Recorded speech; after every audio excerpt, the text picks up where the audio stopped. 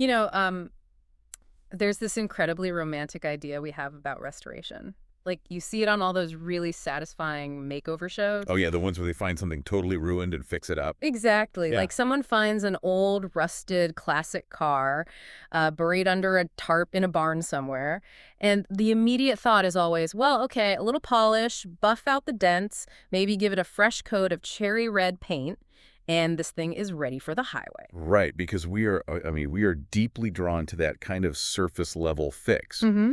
A quick, satisfying montage where the external problems are just sort of smoothed over and suddenly everything looks brand new again. Yeah, but then the reality of the situation actually sets in. The mechanic hauls that car into the shop, puts it up on the hydraulic lift, shines a flashlight underneath, and just lets out this heavy sigh. Yeah, the reality check. Right, you walk under there with him and you see it. The chassis is rusted completely through. The engine block has this massive, irreparable crack down the center. The actual fundamental structural integrity of the vehicle is entirely gone. Which means a new paint job isn't just useless in that scenario. It is, it's fundamentally deceptive. You would be masking a fatal structural failure. Wow, yeah, If that's they it. take that car on the highway, it will literally collapse and kill someone. Mm. So the situation doesn't call for a makeover. It demands a complete teardown to the absolute molecular level. And that sudden, terrifying pivot from, hey, let's just fix this up to, we have to demolish this thing down to the studs, that is exactly where we are heading in today's deep dive. So welcome in. Glad to be here. If you are joining us, you are someone who loves to strip away the surface polish and get right to the core of complex ideas, without feeling overwhelmed by academic jargon. And today, while we are taking on a topic that is probably buried pretty deep in your childhood memory. Oh, definitely. It's one of the most famous stories out there. Right. We are going to take the Sunday school version of this story, the one painted on, like, nursery walls, and we are going to completely dismantle it. We are looking at the biblical flood narrative. Which is quite a task. It is. Our mission for you today is to move way past that cute, cartoonish image of a wooden boat filled with pairs of smiling giraffes and elephants. We're plunging into the profound, honestly shocking theological realities underneath this ancient story. Yeah, and to do that, we are leaning heavily on a meticulously detailed theological manuscript by Chris Velasquez. It's titled Divine Judgment Through the Flood. And we've got some great visual aids too, right? We do. We're also looking at a series of comprehensive infographics provided with the manuscript. They really map out the biblical timeline, the progression of events, Right. and the core theological principles at play here. I read through these materials last night, and I realized almost immediately that I had to unlearn basically everything I thought I knew. That's a very common reaction, honestly. I mean, Velasquez makes it incredibly clear from page 1. This isn't just some ancient myth about the weather getting out of control. Right. It's not a primitive tale of an angry deity throwing a temper tantrum because humans were, being annoying. So what is this text actually trying to tell us? Well, the manuscript argues that this story is a highly structured revelation about the moral order of reality itself. It is this terrifyingly clear picture of how God views evil, the mechanisms by which he judges systemic, inescapable corruption, and the staggering, almost incomprehensible lengths he goes to in order to preserve a remnant of humanity through grace. Wow. Yet it forces the reader to confront a truth that modern humanity deeply, instinctively resists, the idea that God actually judges corruption. That is a tough pill to swallow in our modern era. I mean, we really prefer a hands-off approach. We do. We like the idea of a creator who just passively observes evil from a comfortable distance, perhaps viewing human violence and moral collapse as just temporary hiccups in some evolutionary process. Just a phase we're going through. Exactly. But the text presented in Genesis insists on a God who sees the corruption, weighs it on a moral scale, and steps into history to act against it. Okay, so if God is stepping in to act, we need to understand exactly what he is reacting to, because to understand the cure, we have to deeply understand the disease. That's a great way to put it. And the disease presented in Genesis chapter 6 is terrifyingly absolute. The manuscript highlights 2 specific verses, Genesis 6.5 and 6.11. What is the actual language used here to describe humanity at this point in history? The language leaves absolutely no room for exceptions. Genesis 6.5 says that every intention of the thoughts of the human heart was only evil continually. Every intention. Every intention. And then verse 11 adds that the earth was corrupt in God's sight, and the earth was filled with violence. Velasquez spends a lot of time on those qualifiers. Every, only, continually. Man, it is the absolute opposite of that fundamentally good people who occasionally make mistakes narrative we like to tell ourselves. Totally. Okay, let's unpack this. Going back to our opening analogy, it sounds like that house with the compromised foundation. You can't just paint the walls or change the drapes. The structural integrity is rotted completely through. What's fascinating here is how Velazquez takes that analogy a step further. He argues that this language reaches far beneath just bad behavior. What do you mean by that? Well, this isn't about humans breaking a few arbitrary cosmic rules. Hmm. The text is describing an inward deformation.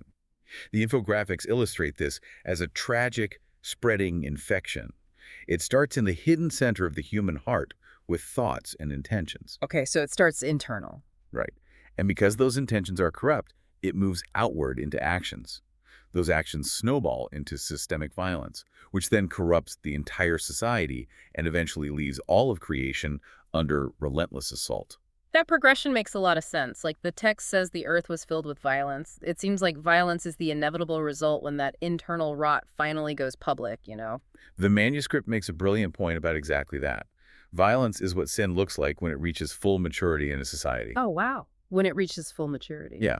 When the internal deformation of the human heart works its way out into the physical world, it results in a society where the image of God and humanity is grievously defaced. Because that wasn't the original design, obviously. Not at all. Humans were originally designed to steward the created order, to cultivate it and bring out its potential.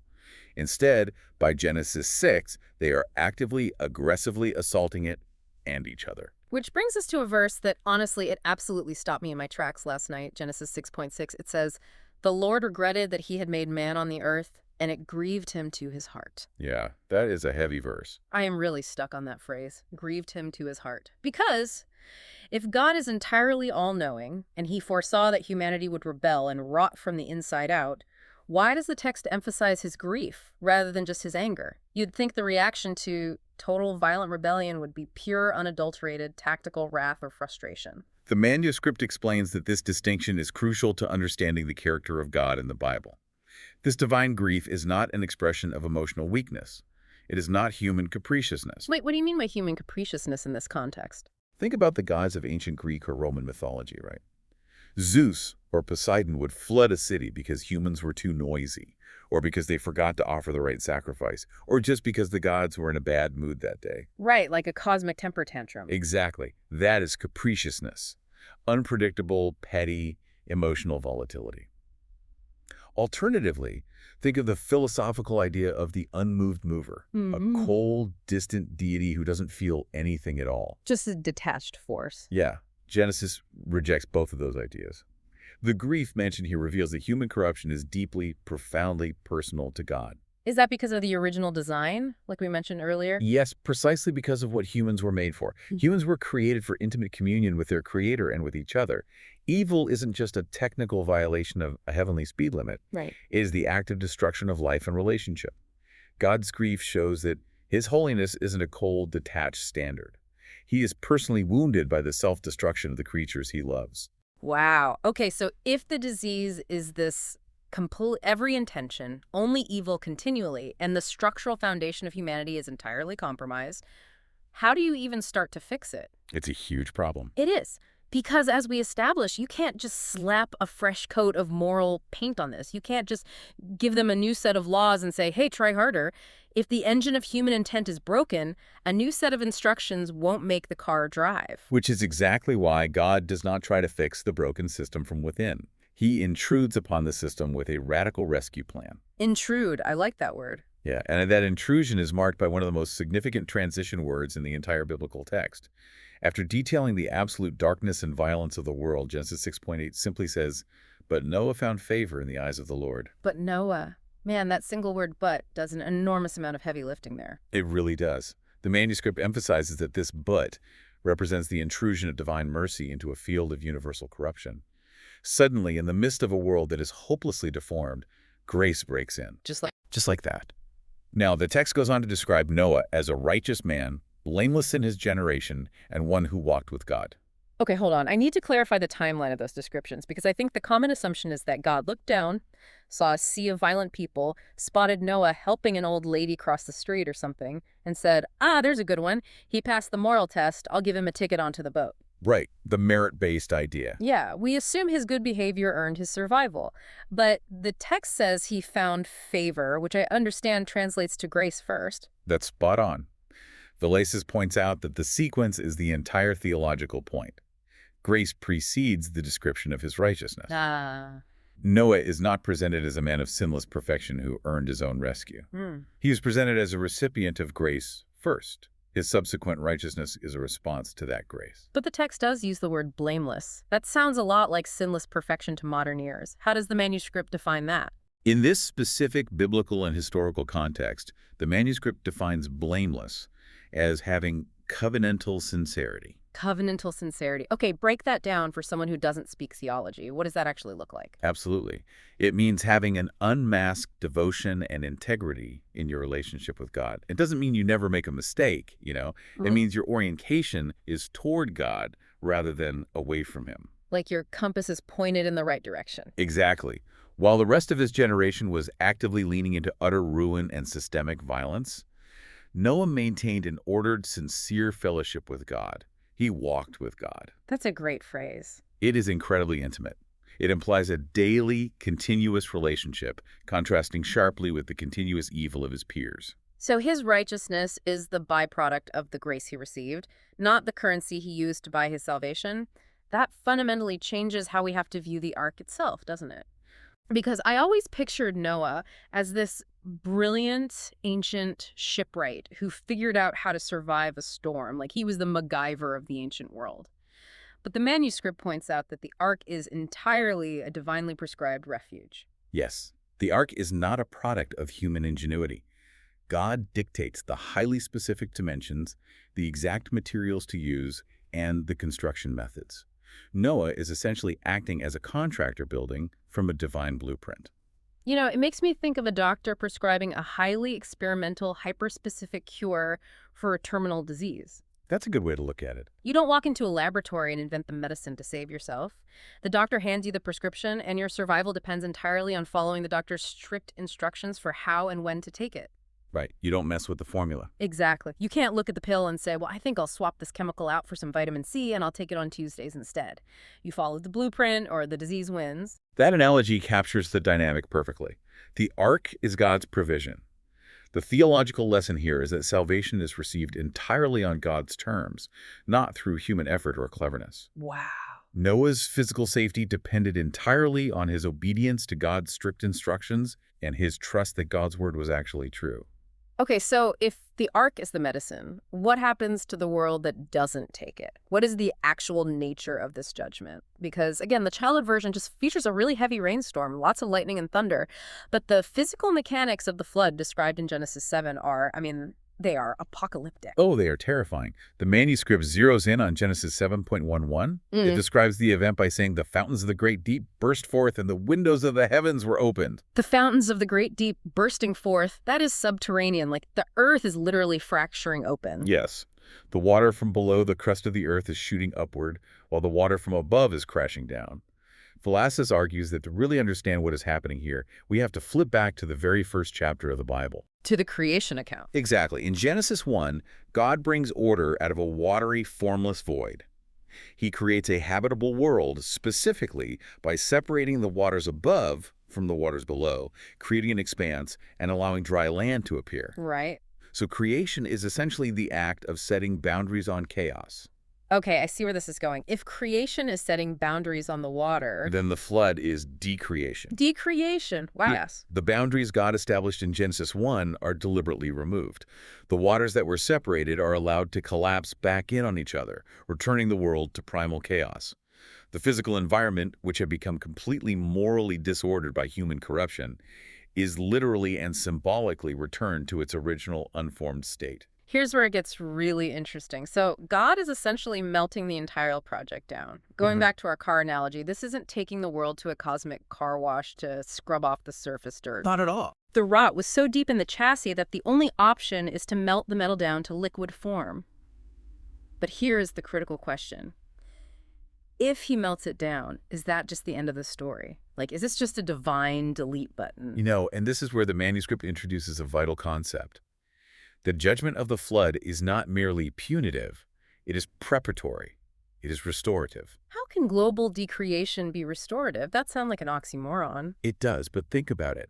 He is cleansing the stage of history to preserve his redemptive purpose. He is removing the systemic, inescapable corruption so that the human race doesn't entirely annihilate itself. Oh, I see. By melting the card down, he creates the opportunity to forge it into something new. Hmm. And this brings us directly into Genesis 8 and 9. The decreation of the flood is immediately followed by a recreation. The waters recede, dry land appears again, and God speaks. He establishes the Noahic covenant, right? Yes, a covenant is a binding agreement. God promises never again to destroy all flesh by a global flood. And he sets the rainbow in the sky as the visible sign of that covenant. Okay, let's talk about the rainbow, because that image is so ubiquitous, it has almost lost its weight. Like, we just see it as a pretty weather phenomenon. How does the byproduct of light hitting moisture after a storm conceptually shift into becoming a binding legal contract from the Creator? This is one of my favorite details. The Hebrew word used there for rainbow is simply bow. It's the exact same word used for a weapon of war, a hunter or a warrior's bow. Wait, really? A weapon? Yes, the imagery is profound. God is essentially hanging up his weapon in the clouds. He is pointing the bow away from the earth, toward heaven. Oh, wow. So he is pointing the weapon of judgment at himself. That is the theological implication, yes. He is binding himself to a promise. The rainbow is not a sentimental decoration in the sky. It is a legal, covenantal guarantee that God will uphold the natural order. That completely changes how I look at a rainbow. Right. In Genesis 8.22, he declares that while the earth remains, seed time and harvest, cold and heat, summer and winter will not cease. He is voluntarily restraining his own judgment. He is stabilizing the physical world to create a safe theater where his ultimate plan of redemption can unfold. It's like putting a safety net under a trapeze artist so they can keep practicing the routine without dying. That's exactly it. And part of that new stabilized order involves God putting some very strict guardrails on human behavior, right? The infographics point out that in Genesis 9, God introduces the principle of severe accountability for bloodshed. Villasis makes a strong point here. The world after the flood isn't just a blank check for humans to do whatever they want. It is a world under covenantal restraint. Okay. God explicitly demands an accounting for the life of every human being because humanity is still made in the image of God. The flood did not erase human dignity, it reinforced it. Destroying a human life is treated as an assault on the Creator himself. Okay, let's zoom out for a second because the scope of this is getting massive. We have a dramatic cycle here. A world rots from the inside out. It melts down into chaotic decreation.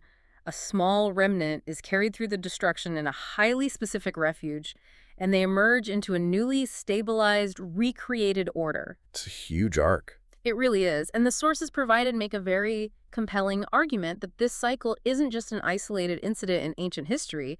This is actually the structural blueprint for the entire Bible. Yeah, the manuscript calls this the grand narrative of Scripture. Villasis outlines a sweeping 14-step timeline. 14 steps. Okay, what are they? It goes eternity, creation, fall, covenant, redemption, kingdom, exile, restoration, Messiah, church, judgment, millennium, new creation, and finally back to eternity. That covers literally everything. It does. And the fascinating thing is how the mechanics of the flood narrative touch on almost every single one of these phases. Let's trace this, because seeing this timeline fundamentally changes how a person reads the rest of the text. Let's walk through how the flood maps onto a few of these major phases. The transition from the fall into exile seems like a good place to start. Let's do it. If we look at the fall, we see humanity rebelling and being exiled from the Garden of Eden. The flood operates on the exact same logic, but on a macro scale. Okay, how so? The entire flooded earth becomes an image of judgmental exile. The corrupt world is violently removed from the sphere of God's blessing. It perfectly mirrors the later exiles we see in Israel's history, where persistent, unrepentant sin inevitably leads to removal from the land. Judgment always creates a separation. Right. But crucially, just like the later historical exiles to Babylon, the separation is not the final word. Because a remnant is preserved? Yes, God always preserves a remnant to carry the traumas forward. And that remnant is carried inside the ark, which leads us to the Messiah phase of the timeline. The manuscript presents the concept of typology here, linking the ark directly to Jesus Christ. This is a huge connection. Can you break down exactly what biblical typology is and how this link works mechanically? I hear that word type thrown around, and it usually just sounds like someone saying metaphor. Oh, it is much more robust than a simple metaphor. In biblical theology, a type is a historical event, person, or institution that is designed by God to serve as a prophetic pattern or blueprint for something greater that will come later, which we call the antitype. Okay, so a blueprint. Right. Think of a type like a metal mold used in a factory. The mold itself is real, it exists in history, but its ultimate purpose is to shape the final product that is poured into it. Okay, so the flood and the ark are the mold, and Christ is the final product poured into that shape. Precisely. The ark was the divinely provided, highly specific refuge that carried Noah safely through the lethal waters of judgment. The New Testament presents Christ as the ultimate final refuge. The sources specifically point to 1 Peter 3, which draws a direct typological line between the floodwaters, the ark, and Christian baptism. Wait, how does the water function in that mold? Because water in the flood kills people. Right, the water is a dual mechanism. It is the instrument that judges and destroys the corrupt old world, but it is simultaneously the very medium that lifts the ark and carries God's people into a new phase of life. Oh, I see. The destruction and the salvation are happening through the exact same element. That is fascinating. The water that drowns the violence is literally the water that floats the boat. So how does Jesus fulfill that blueprint? Velazquez argues that Jesus accomplishes what the flood only symbolized. He doesn't just build a new wooden boat to float above the judgment. He is the ark, and he is also the one who absorbs the decreation. Whoa! Break that mechanism down for me. How does one person absorb a cosmic decreation? This is the core logic of substitutionary judgment in Christian theology. Remember that God's justice requires an accounting for the violence and rot of the human heart. Right, he can't just ignore it. Exactly. Instead of pouring that chaotic, destructive judgment out on humanity again, Christ takes it upon himself on the cross. He enters the deep waters of judgment. He allows himself to be physically and spiritually broken, decreated in a sense through death. Wow. Decreated. Yeah. He bears the full weight of the chaotic destruction that humanity's corruption deserves. But because he is sinless, the grave cannot hold him. He passes through the waters of death and rises in resurrection, inaugurating an actual new creation. Okay, hold on. I'm stuck on something here. I have to push back a little. Go for it. This sounds beautiful when you put it that way, but it is really difficult for a modern listener to bridge the gap between the Old and New Testaments. People look at the flood, they see a terrifying world-ending deity who drowns millions of people. Then they look at the New Testament and see Jesus, a God of grace and love. Yeah, the two gods theory. Exactly. How does this devastating flood story map onto the Christian gospel of grace without feeling like a massive, irreconcilable contradiction in God's character? That is easily the most common friction point for modern readers. But Velazquez argues that this tension only exists if we assume that judgment and grace are opposites. Aren't they? I mean, they feel like opposites. In the biblical framework, absolutely not. They are two sides of the exact same coin. The flood maps onto the gospel precisely because the gospel is about God dealing decisively with the reality of sin. Okay, explain that. Think about it. If God looked down at the systemic violence, the abuse, and the inward rot of Genesis 6 and simply shrugged and said, oh, well, I love everybody, let them be, he would be a good God. He'd be passive. Worse than passive. He would be a cosmic enabler of abuse. He would be complicit in the destruction of his own creation. Because turning a blind eye to violence is not love. Exactly. True love must oppose what destroys the beloved. The cross of Christ in this framework is the ultimate convergence of the flood's two realities. It is a cataclysmic, unyielding judgment against the horror of sin, and it is simultaneously the ultimate ark of grace for those who take refuge in him. Wow, Yeah. okay. God does not lower his standard of justice. He meets the standard himself. Jesus bears the decreation so that humanity can inherit the recreation. Jesus bears the decreation so we can inherit the recreation. When you lay it out mechanically like that, the logic is absolutely stunning. And seeing this massive theological framework makes it abundantly clear why so many of the casual ideas people hold about the flood completely miss the mark. They really do. The manuscript actually dedicates a whole section to myth-busting, confronting these common misunderstandings directly. And these myths are incredibly prevalent because, honestly, they are psychological defense mechanisms. The infographics list 5 major misunderstandings. Let's hit them. What's the first one? The first is the idea that the flood was merely an ancient natural disaster. Right, the History Channel approach. Oh, you know, the Tigris and Euphrates rivers overflowed really badly one spring. Some lucky guy in a canoe managed to survive with his livestock. And 1,000 years later, the story got blown out of proportion into a global myth. Why do we prefer that version? We prefer it because a localized weather event carries no moral weight. If Oh. it's just a bad rainstorm, we don't have to examine our own hearts. But the text insists this is deliberate, divine judgment. The natural means the water are real, but geology alone cannot explain the event. This is theological history. It is a direct, moral response from a holy God to human corruption. Yeah, Stripping the morality out of the story neuters its entire purpose. that makes total sense. Uh, Which leads right into the second big myth, the accusation that God is cruel. This is the argument that a God who wipes out humanity is a moral monster, like a genocidal dictator. Velazquez tackles this objection head-on. He points out that this accusation elevates human moral intuition to the position of the ultimate infallible judge of the universe. So we put God in the dock and put ourselves in the judge's chair. Precisely. But the manuscript argues we have it completely backward. As we discussed earlier, a God who never judges evil, who watches the strong devour the weak, who watches the earth fill with violence and remains indifferent, would be a monster. Right. The real scandal of the biblical narrative, if you read it closely, isn't that God judges evil.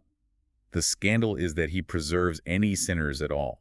The scandal is the ark. Because if the standard is absolute purity, the ark should have been empty. Exactly. Wow. Which brings us to the third myth, which we busted earlier, that Noah was saved by his own inherent goodness rather than by grace coming first. But the fourth myth, this one is fascinating to me. It's the misunderstanding that the flood actually solved the problem of human sin. This is perhaps the most critical turning point in the entire narrative. Yeah. The flood did not solve the internal problem. Really? No, it cleansed the world externally, it wiped the physical stage clean, but physical water cannot wash the human heart. And the text points to a very sobering, almost depressing reality in Genesis 8:21, the moment Noah steps off the ark. What happens? God smells the sacrifice and says in his heart, the intention of man's heart is evil from his youth. Wait, I have to stop you there. So what does this all mean? If the human heart was still fundamentally evil, the second they walked down the ramp off the boat, didn't this entire flood completely fail? It seems like it, doesn't it? Yeah. Why go through all the trouble of wiping everyone out, breaking open the crust of the earth, decreating the entire world, if the root problem, that compromised internal foundation we talked about, just hitched a ride on the ark inside Noah and his family? That is the brilliant, agonizing tension of the Old Testament.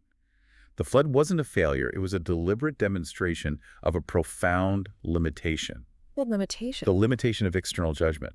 The flood proved that you can wipe out every bad actor on the planet. You can burn society to the ground and start over. But if you start over with human beings, the infection comes with you. Oh, man. You cannot heal humanity through external punishment. The flood judged the immediate mature corruption to preserve the race from annihilating itself, but it intentionally left the internal disease intact to point the reader forward. Okay, so it forces the reader to ask, well, if a global flood can't fix us, what can? Exactly. This limitation prepares the theological ground for the prophetic promises that come hundreds of years later in the Bible promises of a new covenant, where God says, I will remove your heart of stone and give you a heart of flesh. I will put my spirit within you. The flood proves that external law and judgment are insufficient. Humanity requires a complete internal transformation that only God can accomplish. And that leads into the fifth misunderstanding, the idea that judgment and mercy are opposed to each other. As we've discussed, God judges the rot because he intends to preserve a future of mercy. Right, they work together. Because this fundamental disease of the human heart survived the floodwaters, the lessons of Noah's day aren't just ancient history. The rot is still in the chassis, which means this text provides urgent, highly practical instructions for how you must navigate our flawed world today.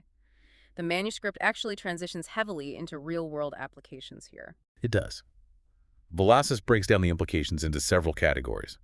He looks at Christian life, ministry, leadership, discipleship in daily life.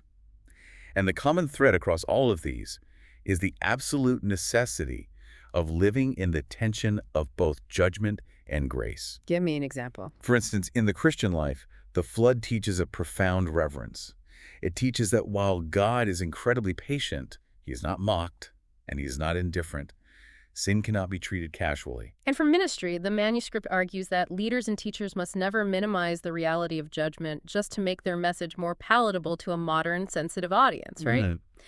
If you only talk about grace and you completely ignore the holiness of God and the terrifying reality of his judgment, you are preaching a hollow message. It's Yeah. like offering a cure to someone without ever telling them they have a lethal disease. They won't take the medicine because they don't think they need it. And the leadership application takes that concept and grounds it in human society. Velasquez points out that leadership without profound moral seriousness becomes incredibly dangerous. Leaders shape the cultures they oversee. The people in Genesis 6 didn't wake up one morning and decide to be universally violent. Right. It was a gradual, tolerated decline. Can you give me a practical, real-world example of what that looks like today? Sure. Think about a modern corporate environment. It never starts with massive embezzlement. It starts with a manager looking the other way when an employee fudges a tiny number on an expense report. Just a little white lie. Exactly. It's a small compromise. But that tolerated corruption sets a precedent. 5 years later, the culture of the company is entirely built on deception, leading to a massive fraud scandal that destroys thousands of innocent people's pensions. Wow, yeah. The lesson of Genesis 6 is that a little tolerated corruption eventually, inevitably, breeds widespread violence and collapse. Leaders are morally accountable for the environments they allow to fester. Which connects deeply to the point the manuscript makes about daily life. The text introduces this phrase, spiritual sleepiness. It points out that the people in Noah's day were just living ordinary lives. They were eating, drinking, getting married, going to work, completely oblivious to the moral reality of the universe. The lesson there isn't that ordinary life, eating, marrying, working, is somehow bad. It's that ordinary life becomes a lethal anesthetic when it's completely detached from the reality of God. A lethal anesthetic. People get lulled into a false sense of security. They interpret God's patience, the fact that the sky hasn't fallen yet, as permission to keep indulging in their corruption. But the text warns that God's patience is meant to be received as mercy, as an extended window of time given specifically for repentance. You know, this spiritual sleepiness sounds a lot like boiling a frog. You don't notice the gradual acceptance of corruption in your own life or your society until it's too late. It's like living in a house with severe, untreated termite damage. Yeah, you can't see it until it crumbles. Right, you're watching TV on the couch, you're cooking dinner, you're hanging family photos on the wall, completely comfortable and oblivious to the fact that the load-bearing beams holding the roof over your head are paper-thin and ready to snap. The banality of your everyday routine is masking a structural collapse. That's exactly it. But practically speaking, how does a listener cultivate this necessary reverence and awareness today without falling into a state of constant paralyzing paranoia? If God is this holy and my heart still carries that ancient disease, how do I not just live in abject terror of the ceiling caving in? That is where the discipleship aspect of the manuscript provides the answer. Velasquez says discipleship must move beyond just gathering theological information. It has to result in actual spiritual formation. You do not cultivate reverence by obsessing over your own flaws in a state of paranoia. Okay, then how do you? You cultivate it by learning to live as someone who has already passed through judgment into grace. By looking at Noah as the model. Exactly. Noah didn't live in terror, but he didn't live casually either. He built the ark, he waited, he listened, and he obeyed over a staggering long period of time while everyone else mocked him. Talk about endurance. It's all about endurance. It's Yeah. about trusting God's word over the long haul, even when the culture around you is asleep. You don't live in terror of the storm because you are securely inside the ark of Christ. You are safe. But you maintain a deep, sober respect for the lethality of the waters outside. You are safe, but you respect the storm.